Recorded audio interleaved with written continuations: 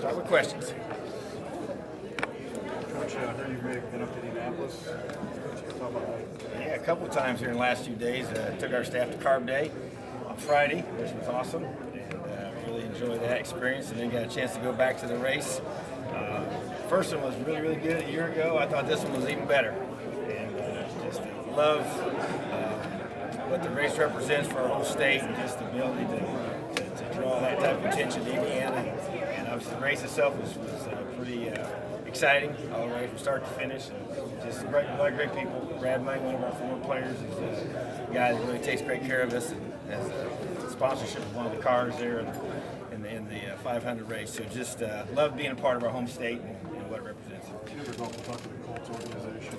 Just spent the afternoon there today. So I was there last week and was there again today. So really impressed with what Coach Reich's building there, the way he's doing it. Chris Ballard, the GM, has been extremely first class with our program and open arms to allow us to be able to have access to them and watch them practice and meet with their coaches. And we're going to really take full advantage of that. So we've got two world-class organizations real close. It's kind of the annual question, but you got guys starting to report here. I think you have been tweeting about it.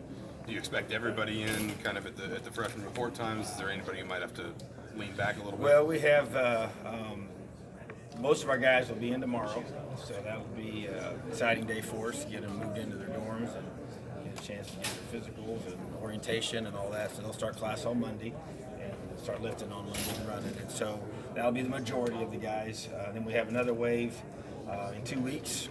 4 or 5 more guys will be, the final 4 or 5 will be coming then. As is always the case, you got a couple guys that have to do some final work, so we'll know for sure on them here in a couple of weeks. But overall, really excited about the guys coming and anxious to get them here. Texting many of them as they tell me when they're landing and taking off, and putting that out there as well. But special group of guys that can't wait to get on campus. Coach, last year, the new rule allowing players to play 4 games without burning a redshirt year. Who are some of the guys that really benefited from that and may see a substantial amount of playing time this year because of that experience? Yeah, the first one that comes to mind, James Miller got a chance to play later in the year and without burning his red shirt. And I think of that one huge play he had against Michigan, just kind of just showing the skill set that he had, the toughness, the ability to make plays in that venue as a true freshman. Great to be able to let him do that and then still have 4 more years, you know. So Miles Marshall's another guy, got a chance to get his feet wet out there a little bit and then still have a chance to play 4 games. Master Norris got a chance to get him to run down some kickoffs and get him a chance to experience the game day opportunity and then still, once again, have a chance to play. And so those are the guys that come to mind, but it's a great rule. You know, we utilize it to the fullest. You never really know how a guy's going to handle his freshman year, how they're going to respond to the transition and be able to really, truly compete and play for 4 games. Sometimes it's more than that, and then if that's the case, obviously they're helping you quite a bit. So I think that we have a set group of guys this year that you kind of have put in that category, and then we'll know after the fall camp and then into the season how that's going to shake out. Coach, how about Michael Penix, the guy that played a lot last year, so got some opportunity. How's his knee doing? Any update on the QB room as a whole? How you? Yeah, just we met with the staff this morning, and feel really, really good about his progress. And he's right on schedule where we expected him to be.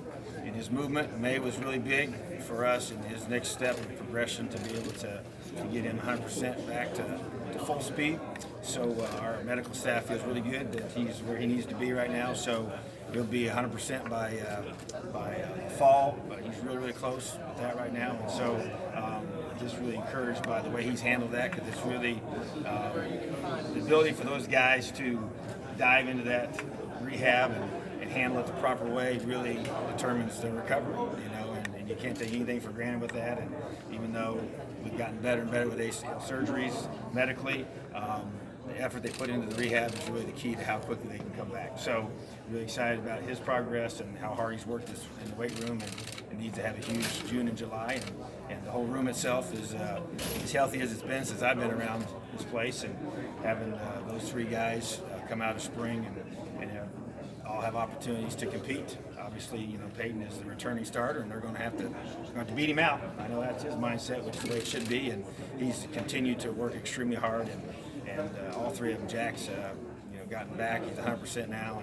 He's had a really good month of May. Feels great, looks great. So all three guys right now are ready to have a highly, effective June and July and go into fall camp to continue to be a man. You've had plenty of time now to look through all your spring film. What did you really like, and what do you need to work on? Well, what I liked was I felt like defensively, with having a new defensive coordinator, and not changing the scheme, but just doing some things differently. I thought I loved the way we flew around, loved the speed that I saw after watching all the film. You take a step back, objectively watch the group work. I like the number of guys that flashed and made plays, and whether it's on the defensive line, a lot of different guys' names there, linebackers, a lot of different guys there, secondary, a lot of different guys there. So that encouraged me, but still need to work on the physical strength and depth of our defensive line. That's a big priority. Offensively, really encouraged by the rapid, I'd say, growth of putting in a new offense with Kalen DeBoer as a new offensive coordinator, and just like the things that we're able to do. I like the flexibility, multiplicity I see us being able to have with our system, and maximizing our roster there. Another area of concern, I guess, would just be the depth on offensive line. The strength of that group. So once again, that's a big priority. We knew already coming into the summer.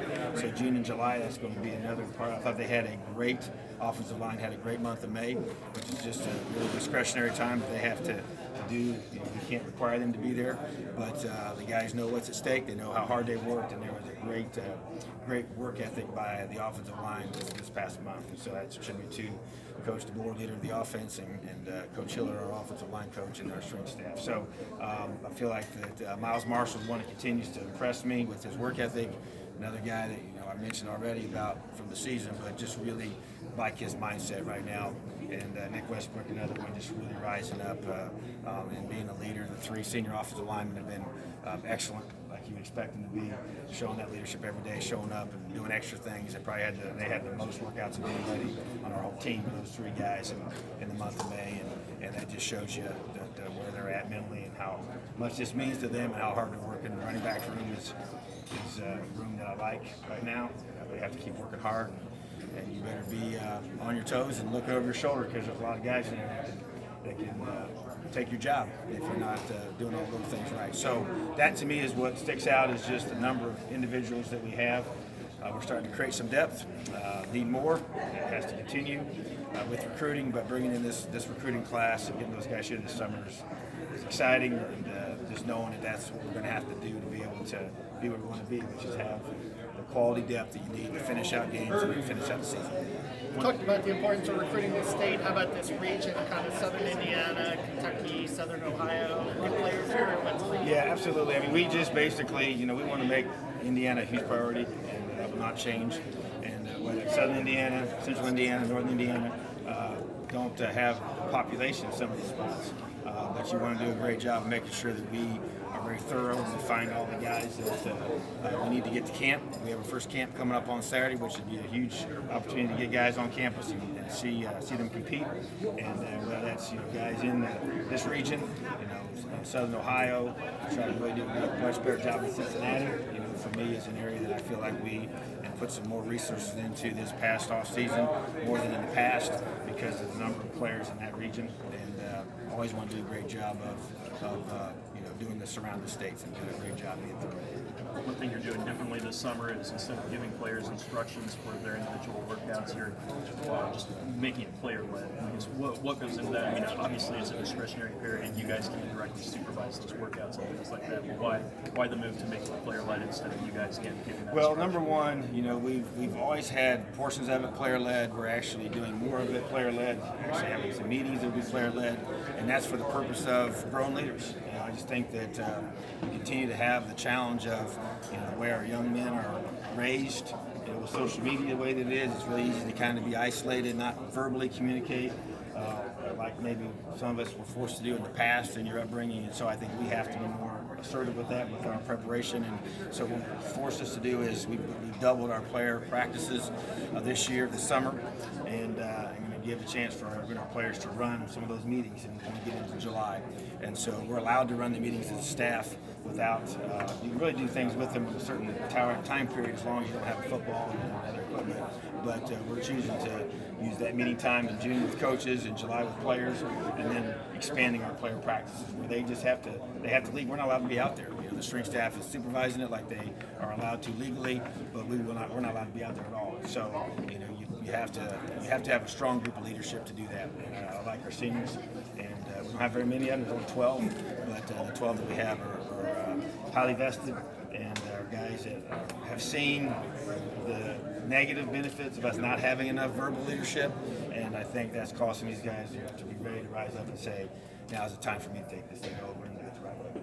Going into the summer, what position group do you feel is the strongest, or position group do you feel has the most ground that it needs to make up? Oh, you know, strongest, well, I would say overall, both sides of the ball, strongest in terms of depth and high-end players, in my mind, is our secondary. You know, that kind of sticks out to me. You know, we've got some better depth across the board in a lot of positions, but that's the one that just kind of jumps out after watching all the spring film. I can mention other groups as well, but that's the one that's the most to me. And then I would just say the depth on our defensive line is a concern. You know, and I've shared that with offense, but especially just we got some young guys that got to step up. You know, and that's why getting them here in June, having a great month of June, getting them in July in that weight room, and we have such I love our strength staff. They do an amazing job. So getting them with them as much as possible is going to be huge, you know. And so we play in the Big Ten. You know, it's big boy football, and it's you have a lot of beef up front that can move, and so having enough mass, having enough strong guys in the box is really, really critical for us. So, and it can't just be one group. It's got to be multiple. We've got to be able to roll those guys through, keep them fresh, and that to me continues to be a concern. We address it, we talk about it as a staff, and I want our players to understand that's the focus. Coach, you have several guys that could probably start at running back. How do you foresee keeping everybody happy there? Well, you know, keeping everybody happy is probably not the objective. I think the objective is that we're successful as a team. I understand what you're saying. I know that when you establish a culture of LEO, which really, to me, when we talk about loving each other and we say we don't care who gets credit because it's not about me, that's what I want. Because selfishness is what will kill your football team. And so, but I get it. If I'm a running back, I want to carry the football. If I'm a receiver, I want to catch the football. And so you recruit these guys, and we got a freshman coming in that scored 60 touchdowns, you know, his senior year. So that young man has been used to carrying the ball a lot, you know, and so you have to be able to teach them and train them to have a role to play, and yet you want them hungry enough to never be satisfied with that role, but also to be content within it, to be able to be at your best. And so, to me, that's the challenge of our coaching staff, is to lead and motivate. And as we develop depth on our team, and we develop more position competition, which we're seeing more and more all the time, that's going to be a rising issue, you know. And so, but at the same time, that's what we have to have. That's what we need to be able to do. So that excites me. Definitely a challenge. Coach Hart's got to be able to do a great job of helping the guys understand that if you want to have opportunities to touch the football, you better do all those things right. And if you don't, someone's going to take your place. And so I think that room's indicative of that. And so we just got to, you know, allows us to keep guys fresh, allows us to be able to keep the wear and tear off of their bodies, you know, for their own future, which I think is a big selling point when you talk about in recruiting. You know, you like to be able, the days of a guy carrying the ball 30 times a game, it really doesn't happen, you know, and I think programs are understanding that, even to help guys for their future, you know, to be able to finish their college career and then be able to have good mileage left on them when they go pro, you know. So, but at the same time, you know, we want to make sure that we create an unselfish football team that wants to do what's best for the team, helps this team be successful. Thanks, Tom. Thank you. Have a great day.